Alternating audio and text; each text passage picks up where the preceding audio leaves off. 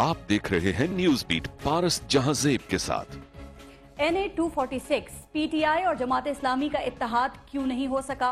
क्या MQM की शिकस्त यकीनी है और जमात इस्लामी का कराची क्या जमात को वापस मिल रहा है? ये हैं वो बीट्स जिन पे बात करेंगे आज अमीर जमात इस्लामी सिराजुल हक साहब से।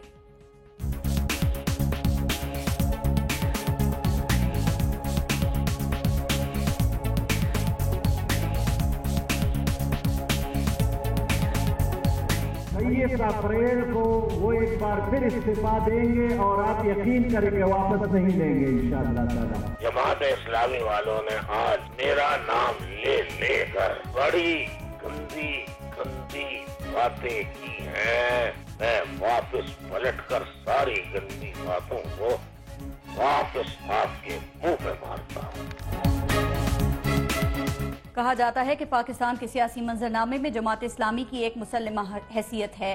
किसी को जमात इस्लामी से कितना ही इख्तिलाफ क्यों ना हो, लेकिन वो इसकी मजहबी और सियासी शनाख्त को असरात को माने बगैर नहीं रह सकता। कराची जो एक जमाने में जमात इस्लामी का मजबूत गढ़ समझा जाता था, आज मुत्तहदा कौमी मूवमेंट के नाम और ताकत के हवाले से जाना जाता है। बकौल जमात इस्लामी यही कराची जो उसके अदवार में रोशनियों का शहर था, उसे MQM ने खौफ की अलामत बना दिया है। भत्ताखोरी, अगवा बराए तावान, टारगेट किलिंग और बोरी बंद लाशें इस शहर की पहचान बना दी गई हैं। इस शहर में बंदूकों आम और इदारों को बदनाम कर दिया गया है। लेकिन सवाल ये है कि वो रोशनियों का शहर जो जमात इस्लामी की ताकत का मरकज था, MQM के पास चला कैसे गया और आज तक कैसे है?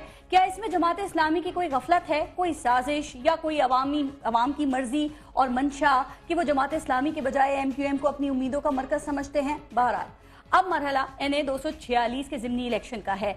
नबील गबोल पोल खोल चुके हैं कि MQM की जीत का फॉर्मूला ठप्पों में है, जो लगाए जाते हैं और बेहिसाब लगाए जाते हैं। लेकिन क्या ये ज़िमनी इलेक्शन ठप्पों से पाक हो सकेंगे?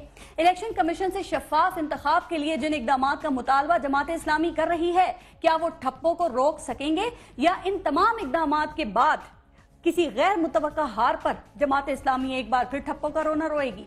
इस बारे में आज बात करेंगे अमीर जमात इस्लामी सिराजुल हक से और साथ साथ उनसे ये भी पूछेंगे कि क्या उनको यकीन है कि जुडिशल कमीशन से वाबस्ता तवक्कात पूरी हो सकेंगी और वो कौन लोग हैं जो मुशर्रफ दौर में झुक गए, बिक गए, मिल गए और खामोश हो गए। एक ब्रेक के बाद हमारे साथ मौजूद होंगे अमीर जमात इस्लामी सिराजुल हक साहब। लेते हैं ब्रेक, देखते रहिएगा न्यूज बीट।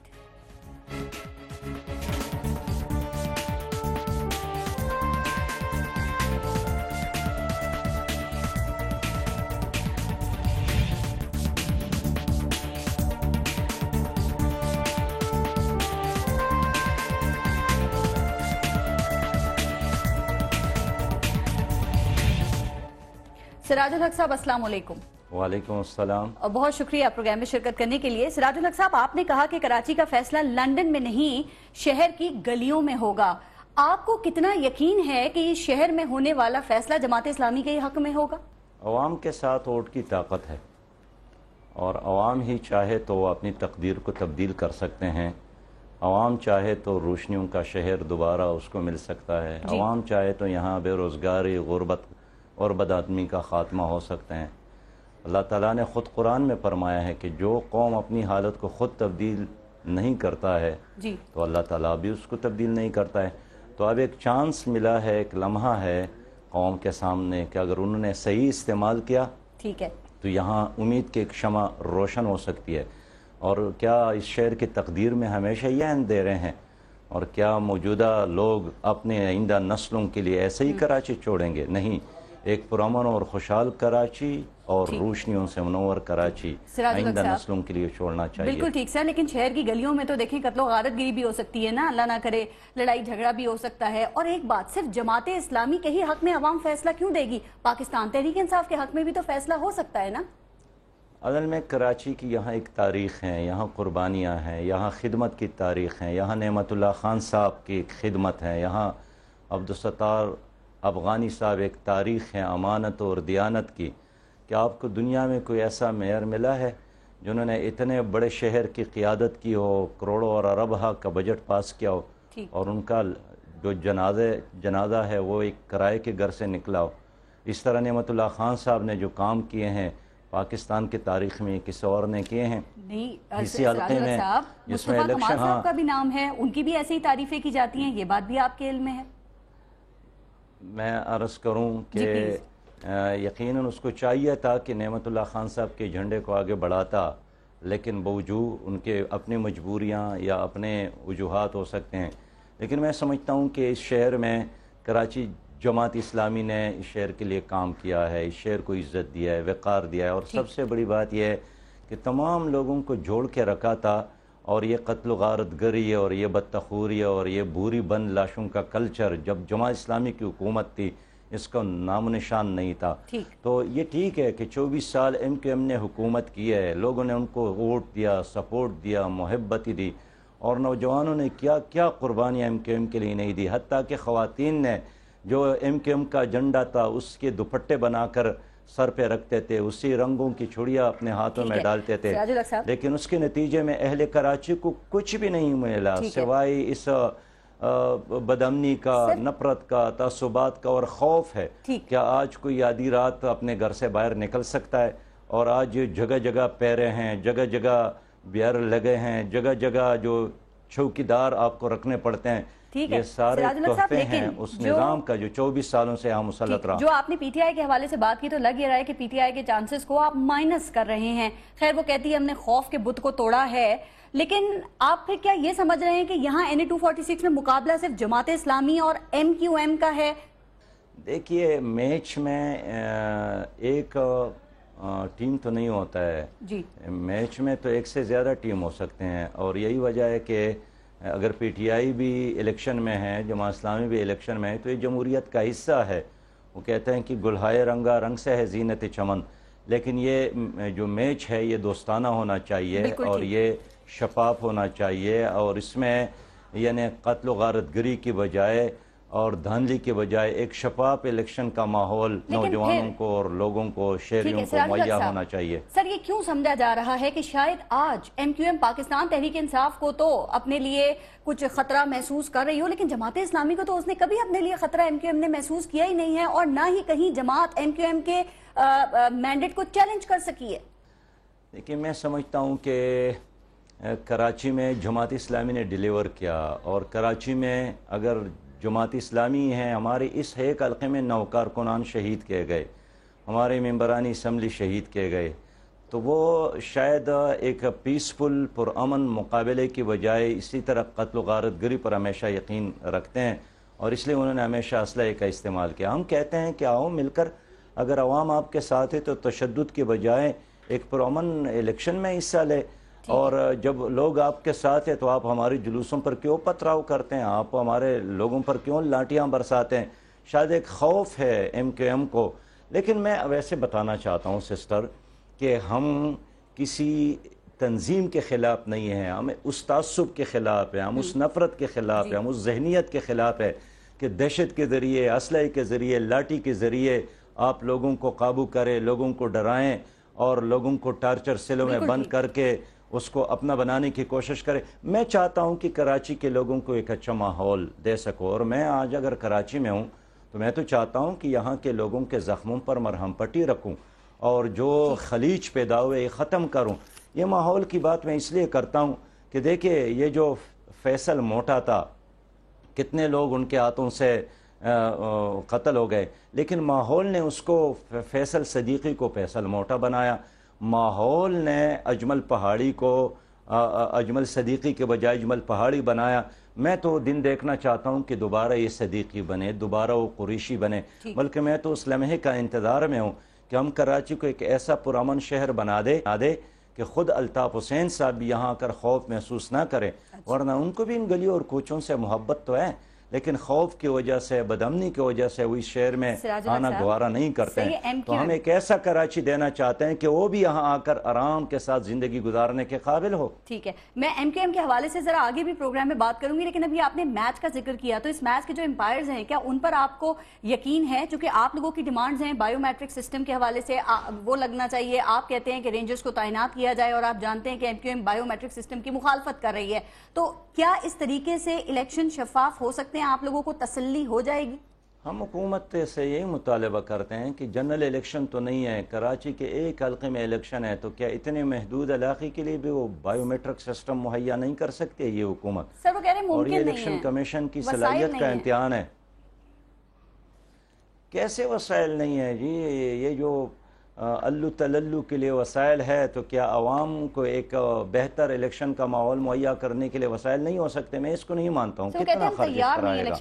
سمجھتا ہوں کہ نیت کا مسئلہ ہے، ول کا مسئلہ ہے، عزم کا مسئلہ ہے، لیکن ہم تو الیکشن کمیشن سے بات کرنا چاہتے ہیں۔ ہمارا کام رینجر سے مطالبے کا نہیں ہے، وہ رینجر سے تعاون لیتے ہیں یا پولیس سے لیتے ہیں یا کسی اور سے، لیکن ہم تو یہ دیکھنا چاہتے ہیں کہ الیکشن صاف ہو، شفاف ہو اور کلین ہو اور آج الیکشن کلیئر ہو۔ کمیشن نے کہا ہے کہ وہ تیار نہیں ہے اس کے حوالے سے، تو کیا آپ یہ سمجھتے ہیں کہ جان بوجھ کر الیکشن کمیشن یہ بایو میٹرک سسٹم نہیں لانا چاہ رہا ہے سینٹ 246 کے الیکشن میں؟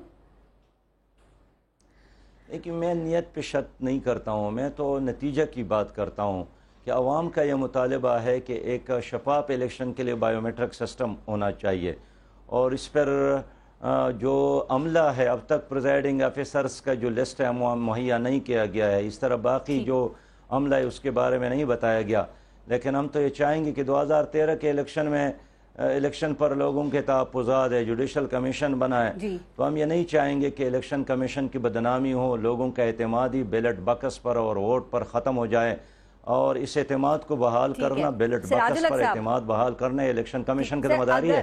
آپ لوگوں کی ڈیمانڈز پوری ہو جائیں، مان لی جائیں، اس کے باوجود جماعت اسلامی ہار گئی، آپ کے ووٹر کو ووٹ نہ پڑا، اور اگر ایم کیو ایم جیت گئی یہاں سے، تو کیا آپ خوش دلی سے ان کی جیت کو قبول کریں گے؟ دیکھیں، ہم ڈیموکریٹک ہیں، ہم جمہوریت پسند لوگ ہیں۔ 2013 کے الیکشن کو بھی ہم نے قبول کیا ہے باوجود اپنے تحفظات کے۔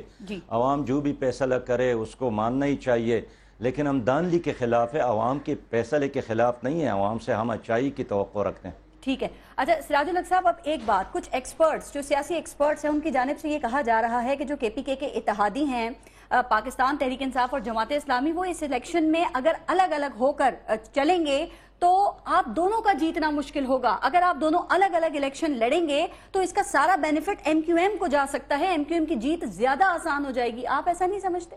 دیکھیے، ہم نے بھی پی ٹی آئی کے دوستوں سے بات کی ہے کہ کوئی مشترکہ اسٹریٹجی ہو، انہوں نے کہا بھی ہے کہ ہم غور کرتے ہیں، سوچ کرتے ہیں، مشورہ کرتے ہیں، لیکن اس کے باوجود بھی چونکہ پورے ملک کا الیکشن نہیں ہے، نہ پوری صوبے کا ہے، نہ پوری کراچی کا ہے، کراچی میں ایک حلقے کا ہے، ایک ضمنی ایک جزوی بات ہے، یہ پورے پاکستان کا ہے، پورے صوبے کا مسئلہ نہیں ہے۔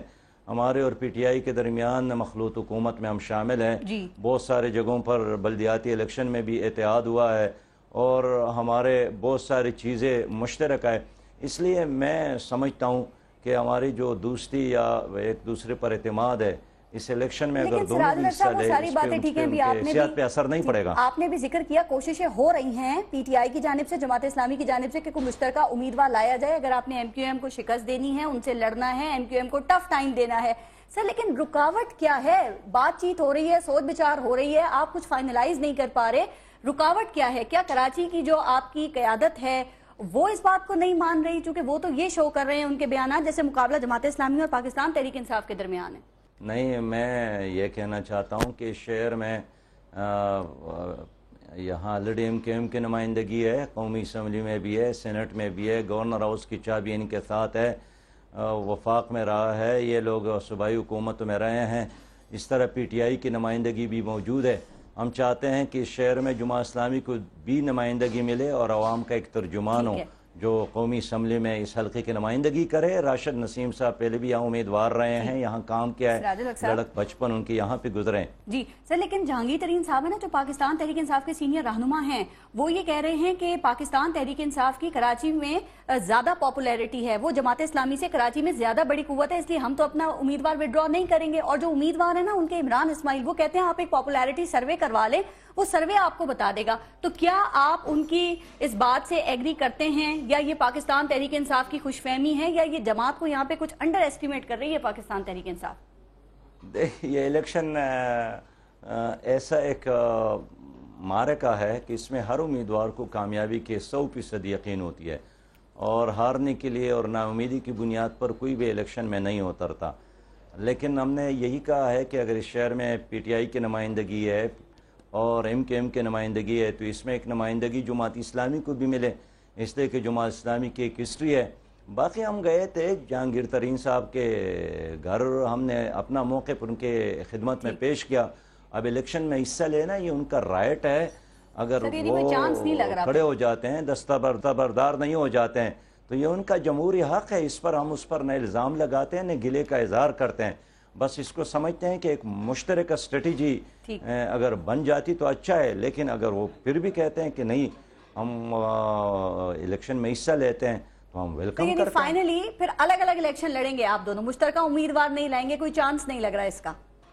دیکھیے اب اگر وہ ہم ان کے پاس گئے، اپنی درخواست اپنی بات ان کے پاس ہم نے رکھی ہے، جس لمحے انہوں نے کوئی پازیٹیو سائن دیا ہم ویلکم کریں گے، شاباش بھی دیں گے، شکریہ بھی ادا کریں گے۔ وہ یہ امیدیں آپ سے لگا رہے ہیں؟ باقی ان کے ساتھ ہماری دوستی ہے انشاءاللہ، اس حلقے کے حوالے سے مجموعی جو ہماری قومی پالیسی ہے اس پہ کوئی فرق نہیں پڑے گا۔ اچھا سراج الحق صاحب، ہم آگے چلیں گے لیکن اسی بات پہ ذرا ایک چیز اور کلیئر کر دیں، چونکہ خبریں یہ بھی ہیں کہ آپ کے اس اتحاد کی راہ میں رکاوٹ نا پی ایس 93 کی سیٹ ہے، چونکہ وہاں سے پاکستان تحریک انصاف کے حفیظ الدین انصاری صاحب جیتے تھے اور جماعت اسلامی کے جو عبدالرزاق تھے وہ ان کے خلاف ٹریبونل میں چلے گئے اور ٹریبونل نے ان کے حق میں فیصلہ کر دیا۔ پھر جو یہ پی ٹی آئی کے انصاری صاحب ہیں یہ ہائی کورٹ چلے گئے اور وہاں سے اسٹے لے لیا۔ اب کہا جا رہا ہے کہ اگر پی ٹی آئی اپنی پٹیشن واپس لے لے تو جماعت اسلامی اپنا کینڈیڈیٹ وڈرا کر سکتی ہے، کیا ایسی کوئی بات ہے؟ چونکہ کل میرے پروگرام میں ایم کیو ایم نے بھی یہ بات کی ہے۔ اس تمام آپشن پر ہم نے ان کے ساتھ بات چیت کی ہے، اور ظاہر ہے جب آدمی دو سیاسی جماعتیں آپس میں بیٹھتی ہیں بہت سارے آپشن پہ بات ہوتی ہے، اور یہ بھی ایک آپشن ضرور موجود تھا۔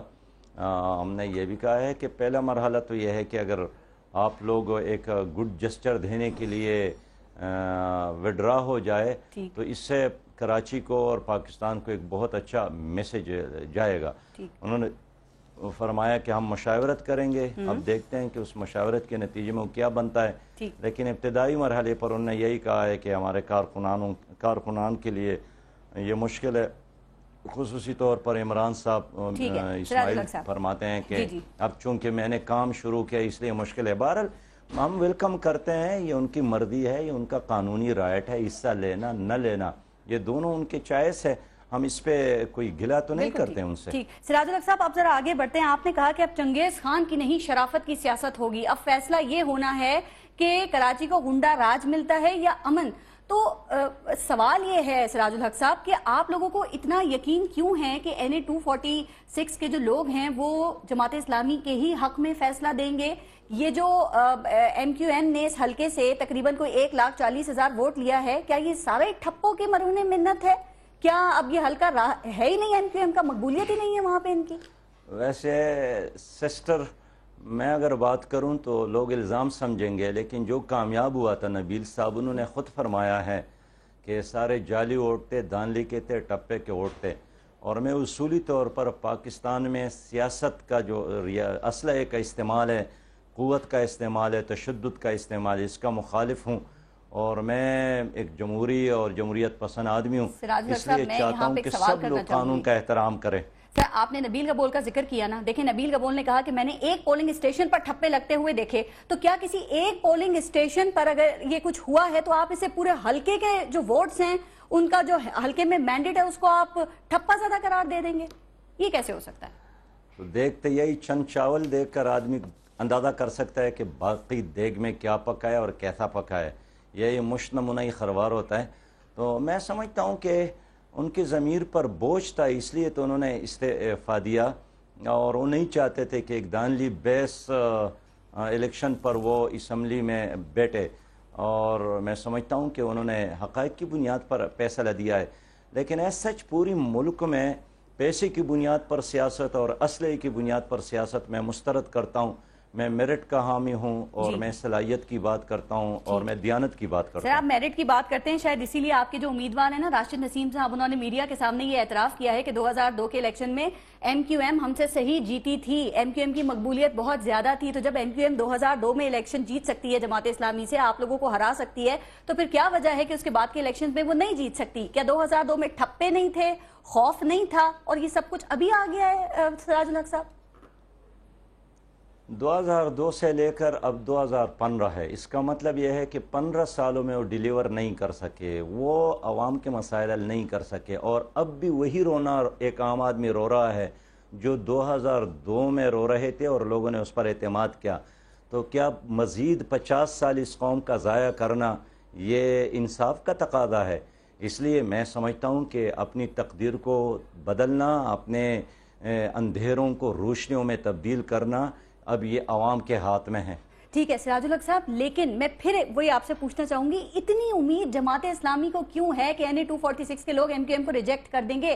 کیا آپ سمجھتے ہیں کہ یہ جو MQM کے کارکنان کی JITs ہیں، جو الطاف حسین صاحب پر بننے والے مقدمات ہیں، یہ چیزیں اس حلقے کے عوام کا جو دل ہے وہ MQM سے بدل کر دیں گے؟ اور آپ نے تو ویسے بھی کہا کہ 9 بار استعفیٰ لیا پھر واپس لے لیا الطاف حسین نے، اس بار واپس نہیں لیا جائے گا؟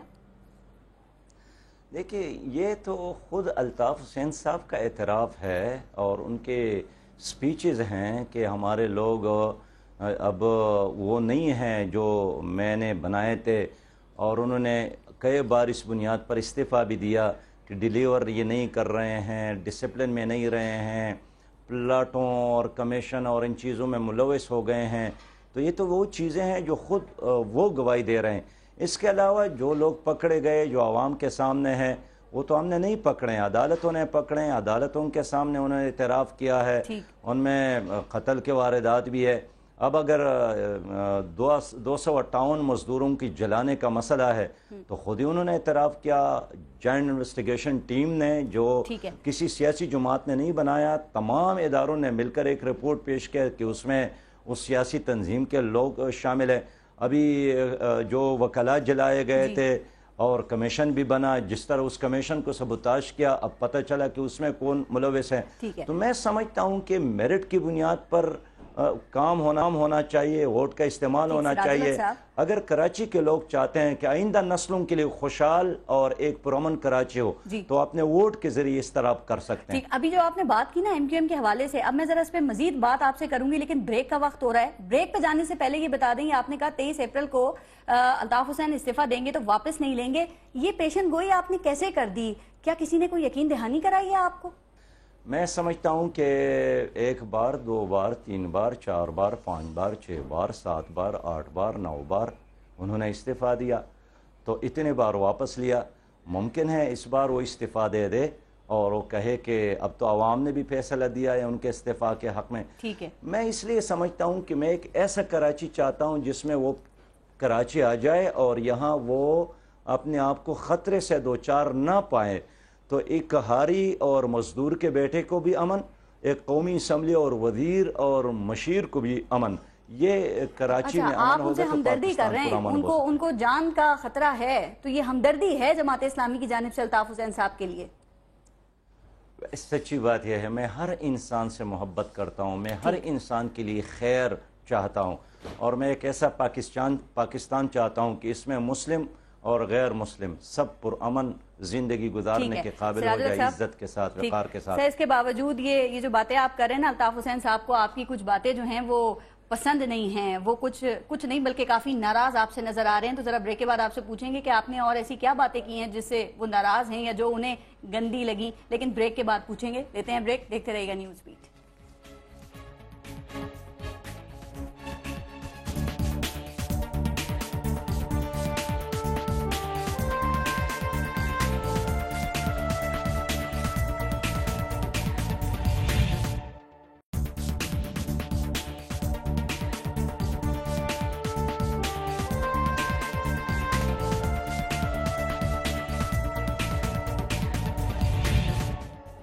اچھا سراج الحق صاحب، تو بات یہ ہو رہی تھی بریک سے پہلے کہ الطاف حسین صاحب لگتا ہے یہ ہے کہ آپ سے بہت ناراض ہیں، چونکہ وہ کہتے ہیں کہ جماعت اسلامی کی گندی باتیں میں ان کے منہ پر مارتا ہوں۔ اب ہم نے آپ کی بھی تقاریر سنی ہیں، ہم نے الطاف حسین صاحب کی بھی تقاریر سنی ہیں، ہمیں تو کچھ سمجھ میں نہیں آ رہا کہ ایسی کون سی باتیں ہیں جو الطاف حسین صاحب کو گندی لگی۔ شاید آپ کو یاد ہو کہ آپ نے کیا کہہ دیا انہیں؟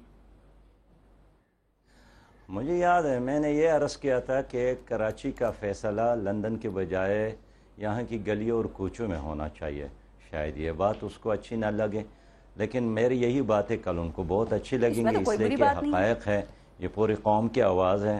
ظاہر ہے آپ تو اس کو پسند کرتے ہیں میری باتوں کو، لیکن وہ چونکہ خود لندن میں تشریف فرما ہے تو اس لیے پسند نہیں کرتے ہوں گے. ٹھیک ٹھیک. لیکن آپ نے ایک اور بات بھی کی, آپ نے کہا ناراض تو ہو جاتے ہیں, مجھ سے بھی ناراض, اپنے لوگوں سے بھی ناراض ہو جاتے ہیں, ان کی ناراضگی تو صبح شام ہوتی رہتی ہے. ٹھیک. لیکن آپ نے یہ بھی کہا کہ الطاف حسین جو ہیں انہوں نے کلیشنکوف خریدنے کا نعرہ لگایا. ہمارے نوجوانوں کو اب ہتھیار کی نہیں بلکہ قلم اور کتاب کی ضرورت ہے. لیکن سراج الحق صاحب, جماعت ایم کیو ایم تو ہمیشہ یہ کہتی ہے کہ جو تعلیمی ادارے ہیں وہاں پر اسلحے کو انٹروڈیوس کرانے والی جماعت اسلامی ہے, جمعیت ہے. اب اگر آج آپ کلیشنکوف کا لیبل ایم کیو ایم پر لگاتے ہیں تو اس بات کو کیسے غلط ثابت کریں گے کہ اسلحے کا تعلق جماعت اسلامی سے کبھی نہیں تھا اور ہے؟ میں نے کبھی یہی نہیں کہا, نہ منور صاحب نے کبھی کہا ہے کہ آپ ٹی وی بیچو اور کلاشنکوف خریدو. یہ تو تاریخ کا حصہ ہے کہ انہوں نے اس طرح فرمایا تھا, نصیحت کی تھی اور ان کا اثر بھی ہوا کہ نوجوانوں نے وہی راستہ اختیار کیا. لیکن اب میں نے یہی عرض کیا کہ اب G3 کا زمانہ نہیں ہے, اب 3G کا زمانہ ہے. اس لیے ہمیں قوم کی صحیح رہنمائی کرنی چاہیے, خصوصاً نئی نسل کو پڑھانا چاہیے تاکہ وہ چاند پہ قدم رکھے, مریخ کی طرف سفر کرے. لوگ کہاں پہنچ گئے اور سسٹر ہم کس چیز میں لگے ہیں. اس لیے میں سمجھتا ہوں کہ قوم کو جوڑنے کی ضرورت ہے اور روشنیوں کی طرف لے جانے کی ضرورت ہے. سراج الحق صاحب, سوال وہی کہ جماعت اسلامی اس بات کو کیسے غلط ثابت کرے گی کہ اسلحے سے آپ لوگوں کا کوئی تعلق نہیں تھا اور ہے, چونکہ ایم کیو ایم اس حوالے سے جواب یہ دیتی ہے کہ القاعدہ کے لوگ آپ کے لوگوں کے, آپ کے کارکنان کے گھروں سے پکڑے گئے ہیں. اگر ان کے لوگوں کا پکڑا جانا ریکارڈ پر ہے تو وہ القاعدہ کے لوگوں کا پکڑا جانا بھی ریکارڈ کا حصہ ہے. اب بتائیں کیا کریں ہم؟ دیکھیے سسٹر, میں تو اب بھی کہتا ہوں کہ جو آدمی اسلحہ رکھتا ہے غیر قانونی طور پر, استعمال کرتا ہے غیر قانونی طور پر, یہ حکومت کا فرض ہے کہ وہ کسی سیاسی پارٹی سے تعلق رکھتا ہوں یا غیر سیاسی آدمی ہو, یہ حکومت کا فرض ہے کہ اس کو گرفتار کر لے, معاشرے کو ایسے ناسور سے پاک کر لے, اور سیاسی جماعتوں کو ایسے کسی ورکر کے حوصلہ افزائی نہیں کرنی چاہیے, پھر ان کے ضمانت نہیں کرنی چاہیے, ان کو سپورٹ نہیں کرنا چاہیے. لیکن اب بتائیں کہ جن لوگوں نے اتنے سارے قتلوں کے اور واردات کا اعتراف کیا, ان میں کون جماعت اسلامی کا ہے؟ ان میں تو سارے انہیں کے اپنے لوگ ہیں. اس لیے انہوں نے کہا تھا کہ اگر یہ لوگ ادھر ادھر ہو جاتے تو اتنے بڑے واقعات نہ ہوتے. میں کہتا ہوں کہ ماضی کو دیکھنا چاہیے, اس سے عبرت لینا چاہیے, اور ہمیں ایک پرامن پاکستان کے لیے ان تمام چیزیں جس نے پاکستان کو نقصان پہنچائے اس کو چھوڑنے کی ضرورت ہے. نقصان پہنچانے کی بات کریں تو الطاف حسین کہتے ہیں جماعت اسلامی ہے نا, اس پر پابندی لگنی چاہیے القاعدہ سے ان کے جو لنکس ہیں ان کی بیسس پر. اور وہ یہ بھی کہتے ہیں, ذرا یہ تو بتائیں کوئی اور دوسری پولیٹیکل پارٹی کون سی ہے جس کے دفتر پر چھاپا مارا گیا؟ ہاں یہی ہے, اگر کسی اور سیاسی جماعت کے دفاتر میں اس طرح لوگ ہو تو حکومت اس کو بھی معاف نہ کرے, سب کا بلا امتیاز احتساب کرے. ہم تو یہی کہتے ہیں کہ انصاف سب کے لیے ہو, کیا پتہ وہ نظر نہ آ رہے ہو نا, امتیازی مسئلہ نہ ہو بلکہ سب کے لیے انصاف ہو. ہم تو بالکل اوپن ہیں اور ہم تو ہر وقت ویلکم کرتے ہیں. ہمارے دفاتر ہیں, یہاں ہر وقت سینکڑوں ہزاروں لوگ آتے جاتے ہیں. اس لیے میں سمجھتا ہوں کہ جب تک پاکستان میں افراد کی بجائے یا پارٹیوں کی بجائے قانون کی حکمرانی نہ ہو, پاکستان ترقی نہیں کر سکتا. کیا جماعت اسلامی عسکریت پسندی سے پاک ہے؟ جو الزامات آپ لوگوں پر لگتے ہیں کہ القاعدہ سے آپ کے لنکس ہیں, کیا آپ ان کو مانتے ہیں؟ مانیں گے تو نہیں ہے. دیکھیے ہر جماعت کا ایک دستور ہے. جماعت اسلامی کی دستور میں یہ بات لکھی ہے کہ ہم نہ گریلے تنظیم بنائیں گے, نہ مسلح جدوجہد کریں گے, نہ مسلح جدوجہد پر یقین رکھتے ہیں. جماعت اسلامی نے اپنے ورکر کو جلسوں میں ہر چیز میں, سسٹر مجھے سنیں, یہ موقف ہے, یہ دستور ہے, ہمارا دستور ہے. ہر پارٹی کا ایک دستور ہوتا ہے. جماعت اسلامی چونکہ ایک ڈیموکریٹک جماعت ہے, یہ کوئی پراپرٹی نہیں ہے دوسرے پارٹیوں کی طرح, ایک ڈیموکریٹک پروسیس سے ہر کارکن گزرتا ہے. تو یہ اسلحے کی بنیاد پر کوئی امیر نہیں بنتا ہے بلکہ میرٹ کی بنیاد پر بنتا ہے. اور اس لیے ہماری دستور میں یہی ہے کہ ہم نہ گریلا تنظیم بنائیں گے, نہ انڈر گراؤنڈ سرگرمیاں کریں گے. بالکل اوپن ہے جماعت اسلامی, اور یہ تو عام لوگوں کی جماعت ہے, عام عوام کی جماعت ہے. اس لیے میں سمجھتا ہوں کہ جماعت اسلامی کا کسی مسلح تنظیم کے ساتھ کوئی تعلق نہیں ہے, نہ اس پر بلیو کرتی ہے. ٹھیک. لیکن سراج الحق صاحب دستور کی آپ نے بات کی تو یہ بہت اچھی چیزیں تو ایم کیو ایم کے بھی دستور میں ہیں, اور پھر اب یہ بات نکل ہی گئی ہے تو پھر بہت ساری ایگزامپلز بھی ہیں نا. خالد شیخ محمد کی بھی ایگزامپل ہے, پھر ایک یہ پروفیسر منور حسن صاحب نے جو ہے وہ اسامہ بن لادن کو ہیرو قرار دے دیا. پھر ڈاکٹر ارشد وحید جو ہیں, یہ وحید برادران, ان کے حوالے سے بھی آپ لوگوں پر الزامات لگتے ہیں. جماعت اسلامی کے ایک اور ممبر ہیں انجینئر احسن عزیز, 2012 میں ڈرون حملے میں مارے گئے تھے. ان کی نماز جنازہ جو ہے وہ سابق امیر جماعت اسلامی قاضی حسین احمد صاحب جو تھے انہوں نے پڑھائی تھی. تو پھر یہ تو ساری چیزیں آپ لوگوں کے حوالے سے بھی ہیں نا. دستور میں تو ہر جگہ اچھی اچھی باتیں ہوتی ہیں. اسامہ بن لادن تو ایبٹ آباد میں وہ ایبٹ آباد میں رہیں, ان کا گھر ادھر تھا. تو اس کا یہ مطلب نہیں ہے کہ ایبٹ آباد کی جتنے لوگ تھے یا وہاں کی جتنے بھی سرکاری اور غیر سرکاری ادارے تھے وہ سب ان کے قوم میں انوالو تھے. وہ تو ایک فرد تھا, اس کا اپنا ایک نظریہ تھا. لیکن جہاں تک جماعت اسلامی کی 68 سالہ تاریخ ہے, اور یہ میں آپ کو بتاؤں سسٹر, 1967 میں سید مودودی نے ملتان میں تقریر کیا ہے کہ جس طرح سورج کی روشنی اور پانی انسان کی ضرورت ہے, اسی طرح پاکستان میں اسلامی نظام کے لیے جمہوریت کی ضرورت ہے. اور واحد جماعت ہے جو ایک یونٹ سے لے کر مرکز امیر تک انتخابات کی پروسیس سے گزرتی ہے اور اس پر یقین رکھتی ہے. ٹھیک. اچھا ایک اور بات, ٹائم تھوڑا سا کم ہے. اب آپ نے اسلحے کی سیاست کی بات کی, آپ نے ایم کیو ایم کو یہ مشورہ بھی دیا کہ اگر الطاف حسین پرامن کراچی چاہتے ہیں تو وہ اپنی ملیشیا جو ہے اس کو ختم کر دیں, اور جو ساؤتھ افریقہ سے ٹارگٹ کلرز ہیں ان کو بلائیں اور ان کو بھی گرفتار کروا دیں. یہ سپریم کورٹ کی آبزرویشن یقیناً آپ کے علم میں ہوگی, جس کی بنیاد پہ یہ کراچی آپریشن ہو رہا ہے. اس کے مطابق تو کراچی میں موجود جو تمام پولیٹیکل پارٹیز ہیں تقریباً سب کے ہی ملیٹنٹ ونگ ہیں, تو صرف اس پہ ایم کیو ایم کو نشانہ بنانا کیا یہ درست ہے؟ ایم کیو ایم کہتی ہے ہمارا ملیٹنٹ ونگ نہیں ہے, دوسرے بھی یہی کہتے ہیں. میں سمجھتا ہوں کہ جو پارٹی غیر قانونی کارروائیوں میں ملوث ہے, اگر پارٹی نہیں ہے ان کے ورکر ملوث ہے, تو ہم عدالت سے بھی کہنا چاہتے ہیں, حکومتوں سے بھی کہنا چاہتے ہیں کہ ان کے خلاف کارروائی کرے, اس لیے کہ اب وقت کا تقاضا ہے کہ یہاں آئین اور قانون کے بالادستی ہو. اور قانون اس طرح نہیں ہونا چاہیے کہ بڑوں کے لیے ایک جیسا ہو اور غریبوں کے لیے اور عام لوگوں کے لیے دوسرا ہو. ہم تو چاہتے ہیں کہ اگر ٹریفک پولیس ایک ریڑے والے, ایک رکشے والے کو چالان کرتا ہے تو وہ وی آئی پی اور وی آئی پی کو بھی چالان کرے تاکہ انصاف کا بول بالا ہو. آپ کی بات بہت اچھی ہے, لیکن دیکھیں جو کراچی میں آپریشن ہو رہا ہے نا, اس کے حوالے سے ایم کیو ایم یہ کہہ رہی ہے کہ یہ ان کے خلاف کیا جا رہا ہے. تو ان کا جو یہ شکوہ ہے, کیا آپ اسے جائز سمجھتے ہیں, درست سمجھتے ہیں؟ نہیں, میں سمجھتا ہوں کہ آپریشن آج بھی دکاندار مجھ سے ملے, تاجر برادری کے لوگ ملے, انہوں نے کہا کہ اس آپریشن سے بدتخوری میں کمی آئی ہیں, اور جو لوگ پرچیاں دیتے تھے اور پیسے مانگتے تھے اس میں کافی کمی آئی ہیں. تو اس سے تو تاجر برادری اور عام دکاندار نے ایک سکھ کا سانس اور اطمینان کا سانس لیا ہے.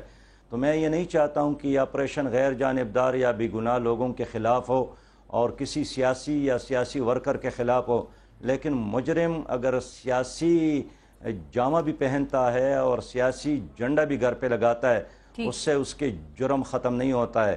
اس لیے مجرم کے ہاتھ میں جس پارٹی کا جھنڈا ہو وہ جھنڈا اس سے لیا جائے اور مجرم کو اپنے کیفرے کردار تک پہنچایا جائے اس کو. بالکل ٹھیک. سراج الحق صاحب, ٹھیک. سراج الحق صاحب, آپ نے پروگرام میں جماعت اسلامی کے حوالے سے بہت اچھی باتیں بھی کی, اپنے دستور کے حوالے سے بھی بتایا. سر ویسے ایک بات ہے, دیکھا یہ گیا ہے کہ جو رائٹ ونگ کی جماعتیں ہیں نا, ان کے اکثر سینئر رہنما جو ہیں وہ پہلے جماعت اسلامی میں ہی رہ چکے ہیں, وہ جماعت اسلامی کو چھوڑ کر ہی دوسری پارٹیوں میں گئے ہیں. تو اب کنفیوژن ہو گئی نا کہ وہ کیوں آپ کو چھوڑ کے چلے گئے جب جماعت اسلامی کی اتنی اچھی پالیسیز ہیں, تو یا آپ کے خیال میں انہوں نے اپنے سیاسی مفاد کو دیکھا ہے, اس کی وجہ سے گئے ہیں, مفاد پرست تھے؟ دیکھیے, جو گئے ہیں دوسرے پارٹیوں میں, کسی وقت میرا یقین ہے وہ ہمارے کام آئیں گے, اور وہ اگر دوسری پارٹیوں میں بھی ہیں تو پھر بھی میں ان کے اندر خیر پاتا ہوں, میں ان سے مایوس نہیں ہوں. اور ایک لمحہ آئے گا جب جماعت اسلامی ایک پاپولر عوامی جماعت بنے گی, انشاءاللہ یہ سارے لوگ واپس بھی آ سکتے ہیں. اچھا, یعنی وہ جماعت چھوڑ گئے ہیں لیکن جماعت ان کے اندر سے نہیں نکلی ہے؟ ظاہر ہے وہ اب بھی نمازی ہیں, وہ اب بھی قرآن کی تلاوت کرتے ہوں گے, وہ اب بھی برائی سے بچنے کی کوشش کرتے ہوں گے, اور میں ان کو اس طرح دیکھ رہا ہوں کہ ایک لمحے وہ واپس بھی آ سکتے ہیں انشاءاللہ. یہ کام تو ایسے اور بھی لوگ کرتے ہوں گے جو جماعت اسلامی کے ممبر نہیں ہیں اور نہ کبھی رہے ہوں. جماعت اسلامی اس ملک میں اسلامی نظام کے لیے کام کر رہی ہے, اور ہم سمجھتے ہیں کہ ایک فلاحی اسلامی ریاست کا قیام, ان میں پھر کہوں کہ ہم فرد کی بادشاہت یا پارٹی کی بادشاہت نہیں چاہتے ہیں, ہم اس ملک کو ایک اسلامی ویلفیئر ریاست بنانا چاہتے ہیں. تو ایک لمحہ ایسا آئے گا انشاءاللہ کہ ایک فلاحی ریاست کے قیام کے لیے اور فلاحی سوسائٹی کے قیام کے لیے یہ لوگ واپس آئیں گے جماعت اسلامی میں. ٹھیک، بہت شکریہ آپ کا امیر جماعت اسلامی سراج الحق صاحب، آپ نے وقت نکالا پروگرام میں شرکت کی. امیر جماعت اسلامی سراج الحق صاحب ہمارے ساتھ پروگرام میں موجود تھے. سیاسی مفادات، قومی مفادات، عوامی مفادات اور ذاتی مفادات، ہمارے رہنماؤں کی اولین ترجیح کیا ہے اور کیا ہونا چاہیے؟ سوچئے گا اس پر، اپنا اور اپنے ملک کا خیال رکھیے. پارس جہاں زیب کو اجازت دیجیے، اللہ نے کے بعد.